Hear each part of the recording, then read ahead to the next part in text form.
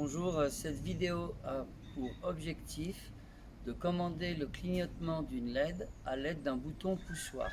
Dans cette vidéo, nous aurons besoin d'une carte Uno, d'une breadboard, d'une LED accompagnée de sa résistance de protection, d'une valeur de 220 ohms, d'un bouton poussoir accompagné d'une résistance de 10 000 ohms, des fils de connexion que l'on appelle des jumpers, un câble USB et un ordinateur évidemment. La résistance de 220 ohms comporte 5 anneaux. Les deux premiers anneaux sont de couleur rouge, ce qui signifie que le chiffre des centaines et des dizaines est 2. Le troisième anneau est noir, donc le chiffre des unités est 0, ce qui nous donne 220. Le quatrième anneau est noir, donc on doit multiplier par 10 puissance 0, c'est-à-dire 1, ce qui nous donne bien une résistance de 220 ohms. Le cinquième anneau nous donne la précision du composant, il est marron, donc dans ce cas, une précision de 1%. Pour la résistance de 10 000 ohms, celle-ci comporte uniquement 4 bandes. Le premier anneau est marron, donc le chiffre des dizaines est 1. Le deuxième anneau est noir, le chiffre des unités est 0. Le troisième anneau est orange, ce qui signifie que l'on doit multiplier par 10 puissance 3, ce qui nous donne 10 000 ohms. Le quatrième anneau est de couleur or, ce qui nous donne une précision de 5%. Par brancher l'alimentation, nous prenons un fil rouge que nous branchons vers le 5 volts, de façon que tous ces points rouges de la même ligne soient des 5 volts, et de même sur n'importe quel trou de cette rangée vers le GND. Ensuite, nous branchons la LED. La LED a deux pattes, une plus longue que l'autre, l'anode, la patte longue, la cathode, la patte courte, que l'on branche entre deux lignes pour qu'il y ait ce qu'on appelle une différence de potentiel. Ensuite, l'anode, la patte longue que j'ai mise à ma droite, je branche vers le port numérique numéro 2 et le fil est un peu court, bon, mais c'est pas très grave, et je rajoute la résistance de 220 ohms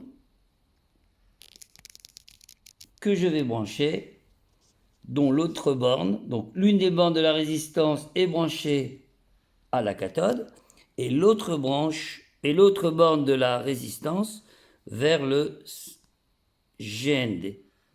On va brancher le bouton poussoir dans le circuit. Vous pouvez le mettre comme ceci, mais ces lignes-là, ces trous-là sont également, et c'est plus simple à le mettre comme ceci. Donc on peut le mettre ou dans cette partie-là ou dans cette partie-là. Ça revient strictement au même. Alors une des bornes du bouton poussoir, faut qu'il reçoive du courant. Donc on va brancher une des bornes vers le 5 volts. L'autre borne du bouton poussoir vers à la résistance, puis la résistance au GND et l'autre borne également du bouton poussoir vers la borne numérique numéro 4. Le branchement est maintenant terminé. Nous allons connecter la carte à l'ordinateur.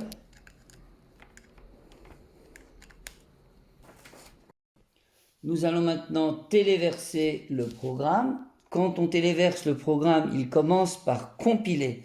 Compiler, ça veut dire qu'il va voir est-ce que vous avez fait des erreurs ou non dans le programme lui-même. C'est ce qu'on appelle la syntaxe. Ça veut dire vous pouvez oublier un point-virgule à la fin d'une instruction.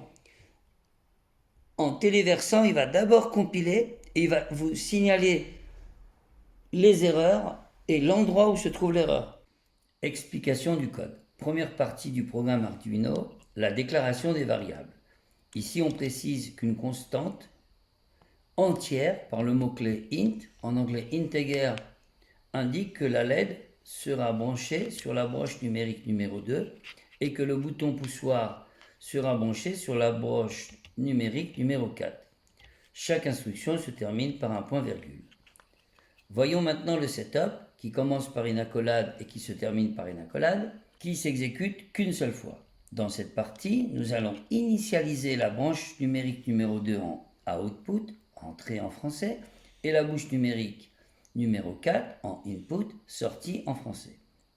L'instruction utilisée pour cela est pinMode. Cette différence entre output et input est très importante quand on utilise une carte Arduino. En effet, lorsqu'on déclare une broche en output, cela signifie qu'un signal sort du microcontrôleur sous la forme d'un courant électrique high ou de son absence low, grâce à la commande que l'on a vue dans la première vidéo Digital Write. Par contre, lorsqu'on déclare une branche numérique en input, c'est cette fois-ci le microcontrôleur qui reçoit un signal high ou ne reçoit pas de signal low. On utilisera l'instruction, cette fois-ci, Digital Read. On voit que dans ces branches numériques, deux états sont possibles, soit l'état high, soit l'état low. A l'inverse, dans une broche analogique que l'on verra dans les prochaines vidéos, les valeurs pourront être comprises entre 0 et 1023. Explication de la partie du loop du programme. La partie loop du programme s'exécute indéfiniment. Elle commence évidemment par une accolade et se termine par une accolade. Nous commençons par lire l'état de la branche numéro 4 à l'aide de l'instruction Digital Read bouton. On veut savoir est-ce que le bouton est appuyé ou est-ce qu'il n'est pas appuyé. Cette instruction ne peut donner comme valeur ou high ou low. Cette valeur va être stockée dans une variable entière que l'on a appelée état bouton. C'est pour ça que dans cette ligne d'instruction, elle commence par int. Il est très important dans la programmation de donner des noms de variables qui donnent une information sur la valeur qui va être stockée dans cette variable. En d'autres termes, la variable état du bouton va avoir comme valeur ou high ou low. Maintenant, poursuivons dans le programme. Il faut savoir quel est l'état du bouton. Est-ce qu'il est appuyé, position high, ou s'il n'est pas appuyé, position low. S'il est appuyé, il faut que la LED clignote, car c'est l'objectif de cette vidéo. Et dans le cas où il n'est pas appuyé, il faut que la LED soit éteinte. Pour cela, nous utilisons l'instruction conditionnelle if, si en français, et else, sinon en français. Le programme demande est-ce que la variable état du bouton est en position low. Pour comparer le contenu de la variable, on utilise deux fois le signe égal. Dans ce cas, la LED doit être éteinte. Donc, on utilise l'instruction Digital Write Low. Le microcontrôleur ne va pas envoyer de signal à la LED, donc elle restera éteinte. Dans le cas contraire, c'est-à-dire dans le cas où le bouton est appuyé, on écrit l'instruction Digital Write LED High. Le microcontrôleur envoie un signal à la LED qui va se mettre à clignoter. Le clignotement d'une LED a été expliqué dans la première vidéo. Nous allons faire fonctionner le programme. Cette vidéo avait comme objectif que lorsque j'appuie sur le bouton poussoir, la LED clignote. La LED est éteinte parce que le bouton poussoir n'est pas appuyé. J'appuie, la LED se met à clignoter. Cette vidéo est maintenant terminée. Vous connaissez maintenant les instructions suivantes: pinMode, Digital Write, Digital Read et l'instruction Delay. Cette vidéo vous a également appris un petit peu à programmer en Arduino avec l'instruction conditionnelle if et else. On rappelle que en Arduino, le programme comporte trois parties: la déclaration des variables, le setup et le loop. Chaque instruction en Arduino doit se terminer par un point-virgule. Ceci est très important.